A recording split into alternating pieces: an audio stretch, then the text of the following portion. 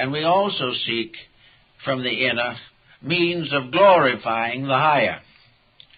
These trends and so forth finally emerge in the story of this mysterious being, and the philosophy or science of it, as it appears in its most complete form, is that each person who comes into the world has an invisible spirit that comes with it. That this invisible spirit goes along through the years, guarding, guiding, and leading, taking on the responsibilities of parents when the child or person outgrows his physical parents. And if for some reason the physical parents are not available or not useful or not concerned, the guardian angel starts serving even at the time of birth itself. And it never leaves during life. And it remains to the very end and guides the individual into the world beyond. In a sense, the guardian angel becomes, therefore, also the angel of death, the power that leads the person into the other life and bestows peace upon it in transition if its moral character has been correct. Now, it wasn't long, however, before the concept of the guardian angel began to have other aspects. If this good spirit was always with us and was always working for us, why do we do so many naughty things? Why doesn't the guardian angel keep us in virtue all our lives? Well, this is a question that theology has never been able to solve in the problem of creation itself. For theology has always been confronted with the Christ and the Antichrist, with the good and the bad. And so in the doctrine of the guardian angel, it was assumed that actually there were two of these powers. One good, as the Greeks pointed out, that went with you to do all that was wonderful and beautiful, and one lurking that would take over if you were wicked and make life completely miserable for you. Now here we have the problem of Goethe's Faust and Mephistopheles, the spirit of evil or negation, which, however, was actually a spirit of retribution by which we ultimately learn to outgrow our own mistakes. But most medieval people, and particularly in the periods when magic, sorcery, and demonology were prevalent, believed that there were two of these beings. The good spirit they called the guardian angel, and the bad spirit they called the guardian on the threshold. And the guardian on the threshold was a mysterious monstrosity which each individual had to rise above before he could pass to a better life beyond. In other words, this was more or less an embodiment of karma, the type of karma that the individual suffered from as a result of his own misdeeds. And the guardian on the threshold was in control or in command of the imperfect life if it was bad enough to deserve such punishment. And then it was the one that took over and took the life back into the material existence again and started the karmic cycle once more. But in the ancient Egyptian and Greek mysteries, there were two guardians at the pillars of the temple. One was this beautiful spirit, very often in Christian art represented as holding an anchor, and the other was the spirit of the guardian on the threshold, a more gruesome type of thing, a part animal thing, which was there to test whether or not the individual was worthy to go on to a higher life. These became parts of symbolism and ritualism, and are found in many different beliefs over periods of time. Ritualism, and are found in many different beliefs over periods of time. It must be fair to say, however, that the dweller on the threshold was never as popular as the guardian angel, but it was something that also played a part in man's moral life, because if good protected him, evil dishonored him. And the most important point was that death did not end either. In some mysterious way, what we are survives life on this material planet. Therefore, the idea that we could escape by becoming eternally unaware, if we would simply cease to exist, was something that the ancients couldn't contemplate without asking certain relevant questions. One was, if it is possible, or if it is inevitable, that we cease, then there is really no explanation for why we exist at all. There is no possible idea sensible to man that even in his own limited perspective he contemplates that would put a situation such as we have here and end it with oblivion. We can't imagine the long and painful years of living, the consecrations and dedications, the virtues and the vices, the values and the mistakes, that all ends in nothing. The human mind just couldn't contemplate that. It required a scientific education to be an atheist. Without that, you just can't make it. But if there is something beyond, then that something is worth thinking about. It's also worth striving to understand. And in about the early 17th century, we had the rise of a great Christian mysticism. A mysticism which was gradually secularized, but which began undoubtedly in the early church itself. In this mysticism, there were contemplations and thoughts. We had experiences such as those of Emanuel Swedenborg. We had the rise of Spiritism in many forms, and finally of spiritualism itself. All these things were man reaching for hope. During World War I, a great many families were disrupted by the loss of a loved one. Immediately, there was a rise of interest in spiritualism. Arthur Conan Doyle, Sir Oliver Lodge, and others spearheaded a revival of spiritualistic phenomena because of loss and pain, because of man trying to understand why the problems of sorrow should be brought to the earth by man's own conniving, why he should make for himself tragedy and involve others in it. So the whole problem of the guardian angel finally summarizes in man's infinite need something to help this sadness, this deprivation from which so many suffer. And this type of thing is especially noticeable probably in the older age groups. So many older people live alone. So many are disillusioned, embittered. Many live with their griefs day and night. Others try to forget everything. And always before them is a curtain, a veil, through which they must sometime pass. Without something to help in this, it is inevitable that the human estate would not be glorified. But the answer does seem to be in the realization that there is something. There is something there to protect us, something there for us to understand and to do something about. And little by little, it was introduced into the fact that in some way this guardian angel could communicate with us.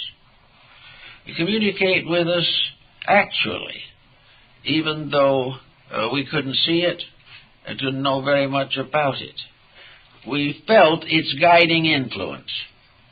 We felt that when we were in trouble, it sort of stood by and tried to show us a way out. It was there on cases of temptation. It was there to wag its finger at us more or less reprovingly when we used bad words. Actually, there was something that was another kind of parent, something that would correct our faults, protect our virtues, and be there when most needed. So we began to think about it a little bit, and finally we gave this thing a name. And I think that probably this name problem is the key to the whole thing. We said that the guardian angel communicated with mankind through conscience, that some mysterious way conscience was a being, an entity, and that entity was constantly there to help. that somewhere in our known natures there was a realization of good and evil that was superior to dogma, theology, or the vicissitudes of an inconsistent economy. Somewhere in us there was something that said, oh, don't do it. Or on another occasion, you can't say that, it isn't true. And if you go against this guardian angel, they said that it wept. Well, conscience weeps. Because sometimes conscience weeps for a lifetime over one mistake. We do not get over completely the evils that we commit or the problems that we cause for other people. And we can't hide it from the guardian angel. And how could we hide it from our own conscience? Therefore, in many ways, it would appear that the guardian angel is a symbol and an embodiment of the power of the human soul. That in the soul is something that is born with us, that's with us all our lives, that God grows up with us, and after death goes on to testify to us. This sort of made a bit of sense with some of the more modern, constructive psychotherapists, that in a mysterious way there was something. That there is something in each individual that is better than the rest of him. It is not fair just to simply call it God. It is too abstract. It is true that God bestows life and is the final source of all. But the good life seems to come to those who make certain additional contributions to their own salvation. The good life is for those who some way find a way of truth in the midst of all these difficulties. So the conscience becomes the symbol for, as it says in Hamlet, for conscience doth make cowards of us all. Every time we outrage conscience, we suffer. Every time we go against it, we regret it. And yet, in many cases, conscience is something we would love to forget. We wish we could go against it, because it interferes with so many things that we want to do. But what are the things that it interferes with? We now realize more and more that the things it interferes with are things that we should not do. And that the idea that it is simply a disciplinarian for no good reason, that it is a tyrant, simply cannot be sustained. It is also true that conscience is forever growing in a mysterious way, or appears to be. Whether it is actually growing is not so certain. Perhaps it is manifesting itself a little more all the time. Because things that we might have done at one stage of life without feeling a bad conscience become the source of conscience regrets if we grow older and commit the same actions. And if in any way the conscience does get adversely used, then we realize that there is a support in society for conscience. That conscience is tied into our legal codes, into our ethics, our morality, and all of our human relationships. It is tied into our sacraments and the qualifications of faith. It is bestowed in the problems of baptism, and it is with us in the last moment of extreme unction. The conscience is right there. And if we do really believe that it is there, and is our power of right, and is our ever-present strength in time of trouble, then it becomes a very valuable and important part of ourselves. Also, there seems to be some relationship between conscience now and conscience in the past. We seem to be born into this world on different degrees of conscience levels. Some have a higher standard of what is right than others. Some have one virtue, some have another virtue. And in religion particularly, the education of these virtues can be largely sectarian. Some religions consider virtues other things that we and other faiths believe to be vices. So conscience is related intimately to our own needs, our own degrees of understanding, our own insights into values, and the immediate problems that we must face on our own social levels. So let's assume for a moment now that conscience has become, say, the voice of the guardian angel. And it certainly can well be considered as such, because we know that these impulses arise. And we realize socially and otherwise that when we go against them, there is trouble. Now, if we go against them, this other little problem of the guardian on the threshold will come into focus.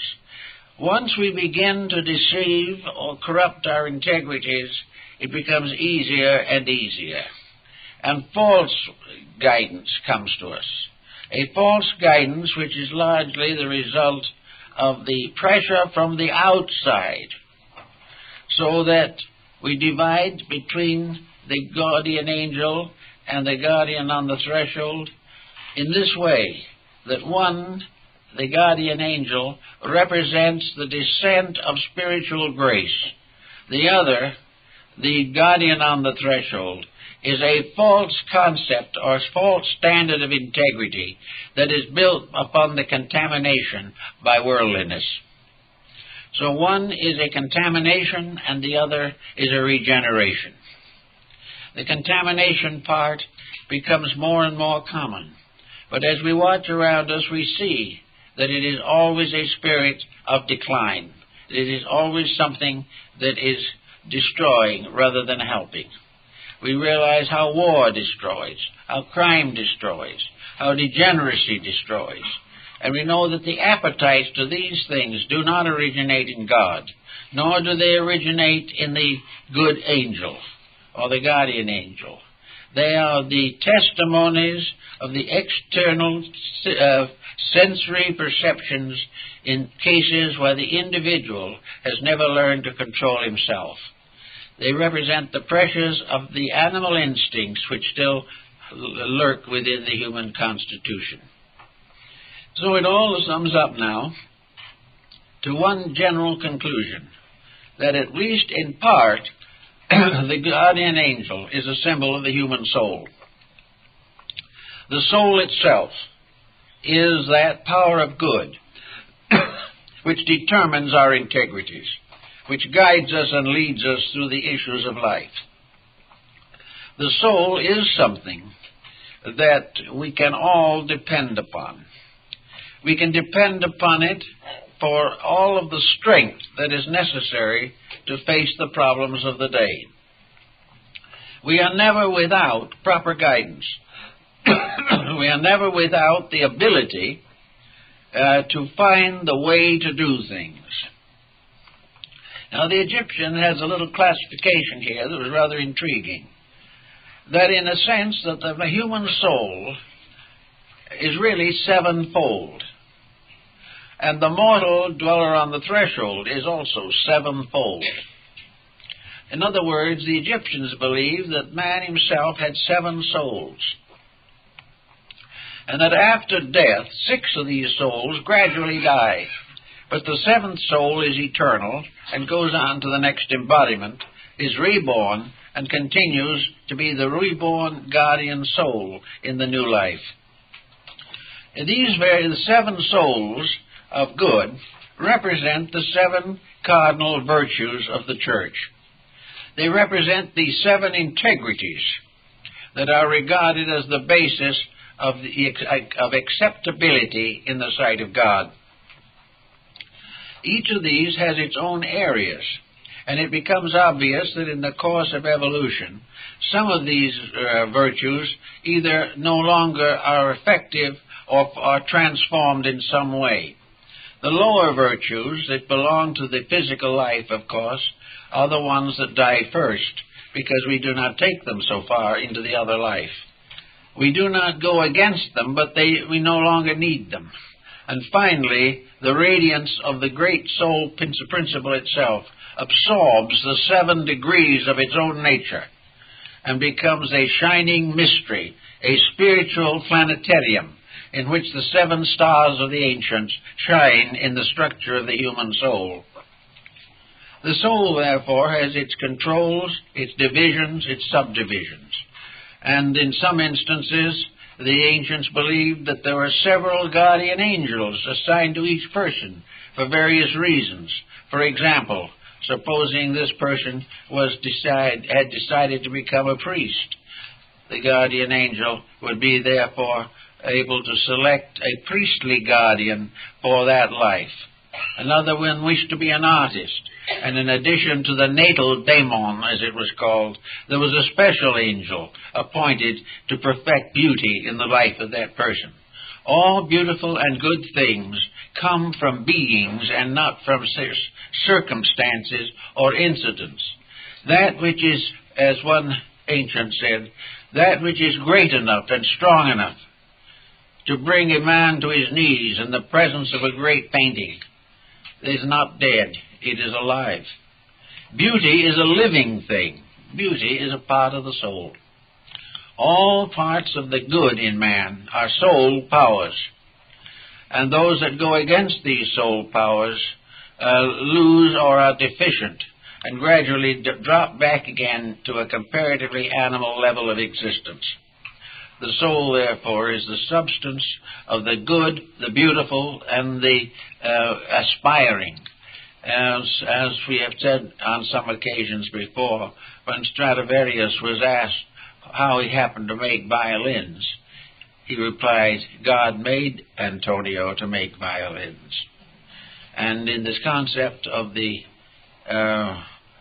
guardian soul, when the soul comes into life, it is supposed to have the power to select within a certain range what it will do with life after it gets here. It chooses its own career and faces the problems before they occur.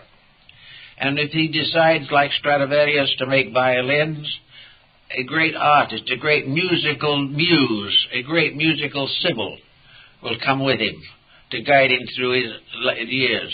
Not only because of his need, but this is a service performed by the guardian angels, because in their coming and helping the individual to fulfill his own greatness or his own needs, they are also contributing to the glory of the world and all that is necessary for the perfection of human endeavor. Whoever the guardian angel was that watched over Michelangelo served all mankind.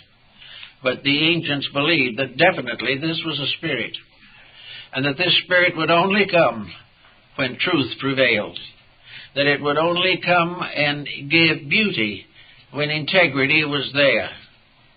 And there is a story of a couple of art critics wandering through the Luxembourg Gallery in Paris, and they came upon the works of an artist, and they studied them, and they looked it over, and finally one of them said, this is an exceptionally fine painting.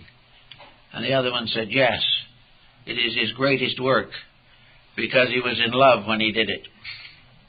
And this was again the angel, because if the love was sincere and pure, the angel was there to help. So all through the integrities of things are the stories of the guardian angels. And I think it might be very wonderful if somewhere along the line someone would take this concept and write something about it into a small child's book, a book for little children, a book of fairy tales, but tales in which the fairies are the powers of the human soul, in which the child is given an idea that the love in it, the love that may make it love a doll, is also part of a great love principle that exists in nature, and that this principle, like all others, is alive. It is not simply something that comes out of nothing. It is one of the divine births of God. For it is said in the ancient Kabbalah and in other works that when God formed all things in his own likeness, he formed many things in his likeness that are invisible, because those parts of himself are invisible. But that everything in the world, whether it is visible or invisible, has conscience, has laws, has principles. Sometimes these principles are revealed only by the stratifications of a tree or the fission of a gem. Sometimes they are in the mother love of the tiger for its cubs. Whatever it is, but it is part of a universal process that overshadows the physical concerns of life. Now, at this season of the year, we are coming towards a season especially sacred to over 1 billion human beings. This season is one in which the concept of the guardian angel may be most interesting, for nearly always the Annunciation was represented as bestowed or communicated by the angel Gabriel. Actually, the vision of what was to come, the divine message, comes to us not from the outside, but through the inner part of our own nature. And the soul is definitely the link between the invisible causes of things and their visible consequences. The soul, if studied scientifically, may be a problem in vibration. The vibrations of things tell their virtues and their vices. Therefore, if a negative emotion or attitude arises, damage is done in the magnetic fields of the human body. We are all living on vibration in one form or another.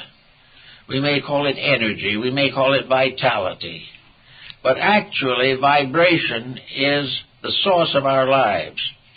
It maintains everything that can possibly happen, and its rates change as we change. Vibration changes with every thought that comes into the mind. The study of the magnetic fields of bodies proves conclusively that the moment an individual becomes selfish, the light around him changes, and one who can see that light knows the selfishness has moved in. Now, selfishness, of course, is toxic. All negative vibrations are toxic.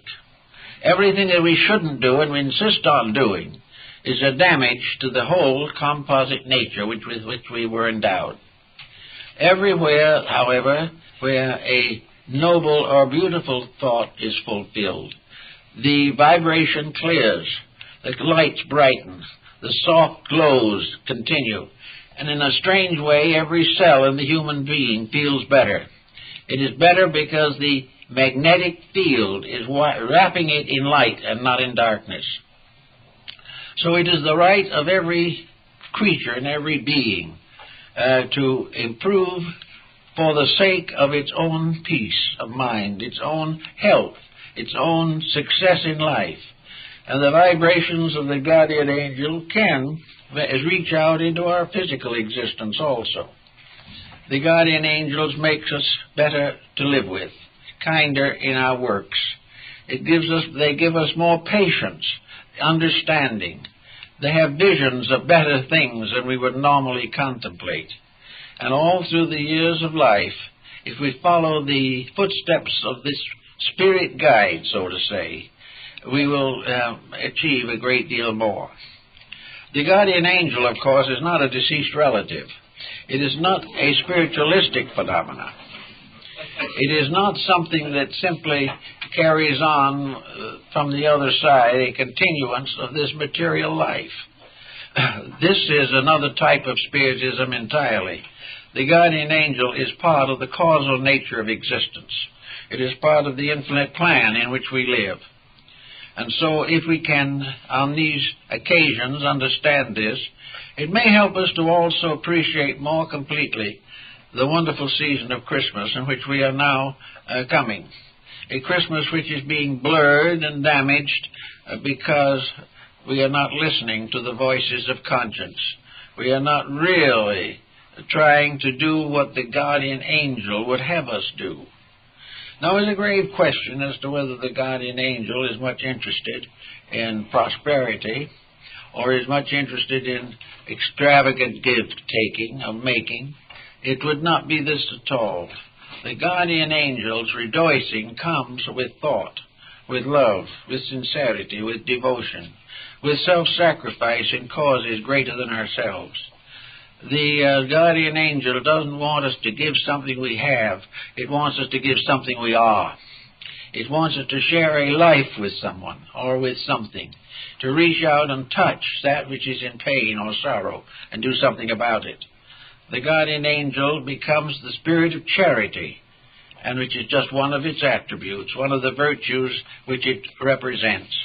And everything that is beautiful, everything that is good, finally, in its source, becomes an aspect of this mysterious being, this power of good that lives with us, works with us, suffers with us. And there are old pictures and old symbols showing the guardian angel weeping because of the failure of the person to accept the challenge of integrity.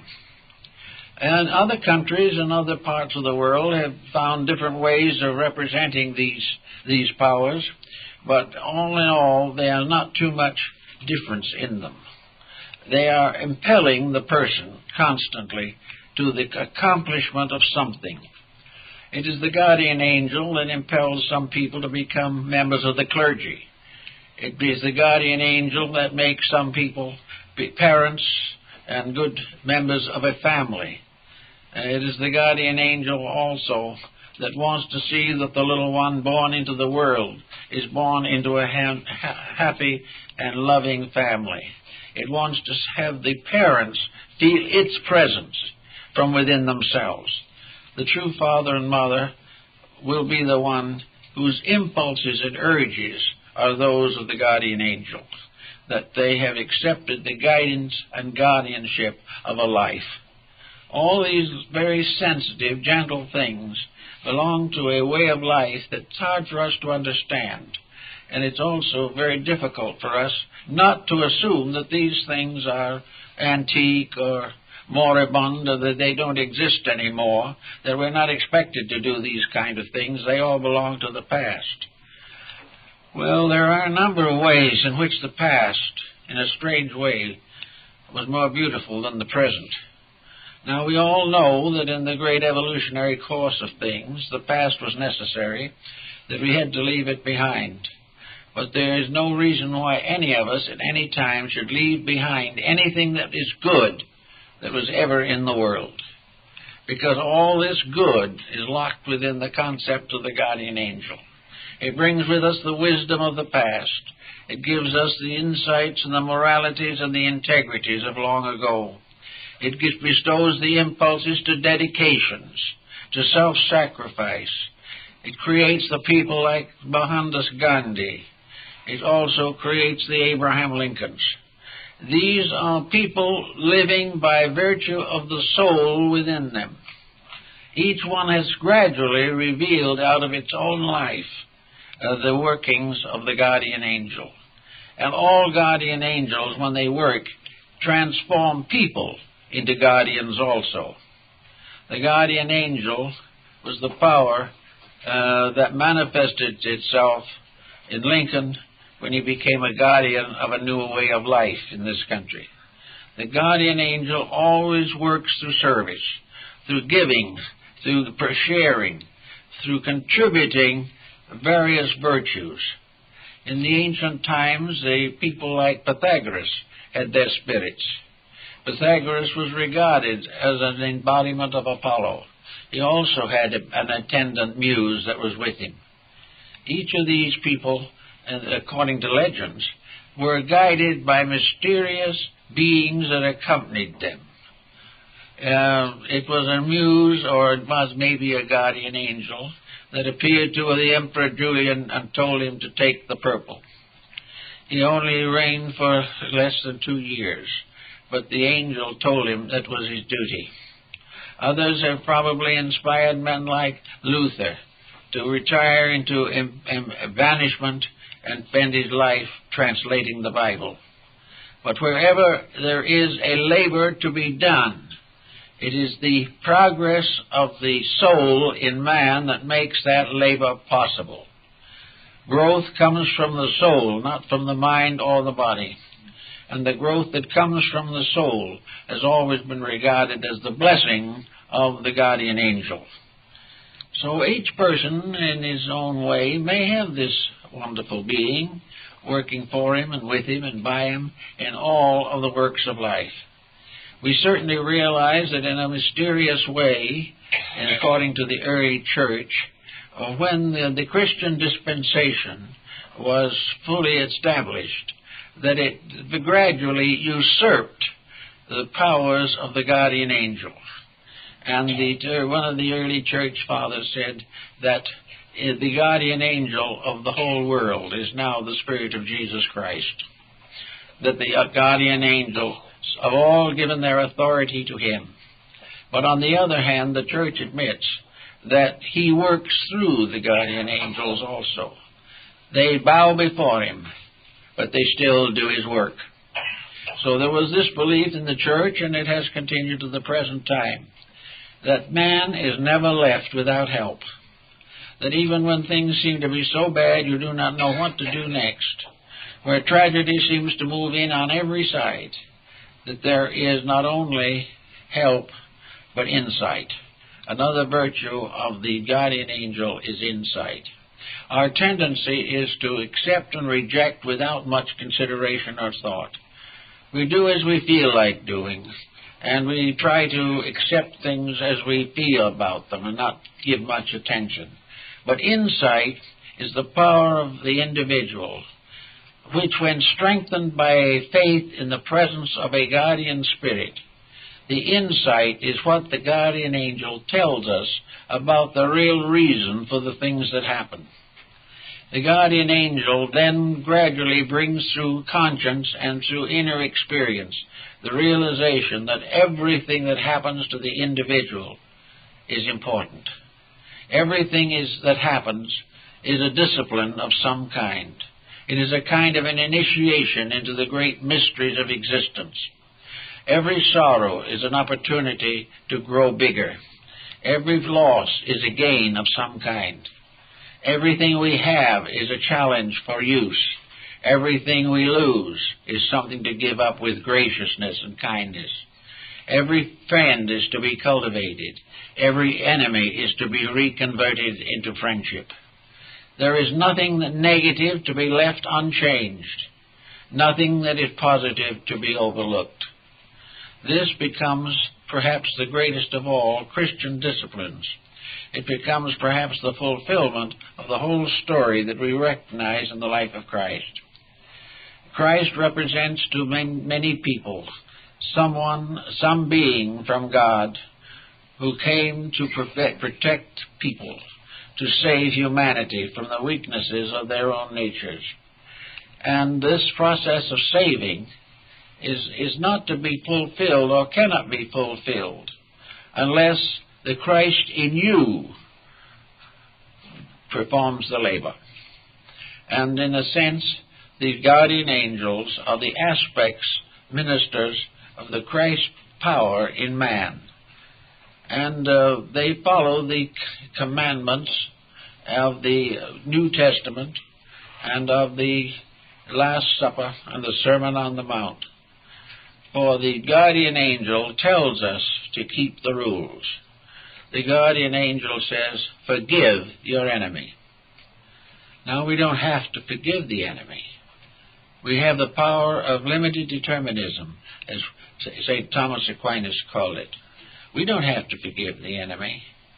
But if we do not forgive the enemy, we have lost contact with truth. Something is lost in us. Something has been done that has defiled us. We have not fulfilled that which our highest spiritual dedication should make necessary. We have allowed personal things, animosities, antagonisms, jealousies, revenges to take over, all of which are abominations, as they are called in the Bible. Therefore, that we all are trying to do is to find the courage to follow conscience, to follow the integrities of life, and to go on according to the spirit of our faith, a spirit which depends for its perfection, its manifestation, and its fulfillment upon us. And in that moment we say, I can't quite make it. I'm not strong enough. There's too much pressure against me. I'm just not big enough to do it. I'm not strong enough. I'm not wise enough. I haven't enough insight to forgive this person who has injured me so long. I can't get over the grief or the grudge or something of this nature. Well, if we are perfectly quiet under those conditions and thus let nature have its own way, the guardian angel will help. It will come in as the period of conscience. It will kind of reveal to us all of the elements and factors that are necessary to a proper adjustment. First, it will calm the antagonisms. It will help us to realize that these attitudes are not of God, but belong, if to anything, to the anti-God or antichrist. That there is nothing to be gained by perpetuating evil. And then perhaps we will say to the conscience, but I'd like to, but I can't forget. I can never forget what has happened. And the guardian angel says, don't forget. Understand. And if you do that, you'll probably find that you can transform the injury into soul power and soul growth. And when you do that, the guardian angel will pat you lightly on the back and let you know that you have succeeded in something. So it's kind of nice to think about the idea that there's someone around that is on our side of almost anything, as long as we are on the side of truth. If we can be on the side of the realities of life, there's always something that's with us, something invisible, but something real. Perhaps we want to call it the higher part of ourselves. Perhaps we want to think of it only as the soul which we have received from God. Perhaps we'd like to think of it as an elder brother somewhere, or an older sister who's kind of watching over, or a kind of spiritual parent who never fails. But whatever we want to consider it, the belief in a guardian angel has undoubtedly contributed a great deal to the moral growth of mankind. Whether it's demonstrable or provable or not, it is a beautiful necessity. It is something we're all better for believing, whereas doubts and negative attitudes do nothing to help. They do not give us any further strength or insight with which to labor for the perfection of our society or the advancement of our own ethics. It is therefore very good at this time to kind of try to make an acquaintance of this character in yourself. Try to find the guardian angel. All you have to do to find it is to be quiet for a moment and think a beautiful thought, and it's there. Just don't give up the attitudes of a being that is all love and is with you always, and therefore is always available to express itself in your own love for all values that are right and for all duties that need the doing. I think that's in the spirit of Christmas, and I hope it's kind of, touches things up a little bit.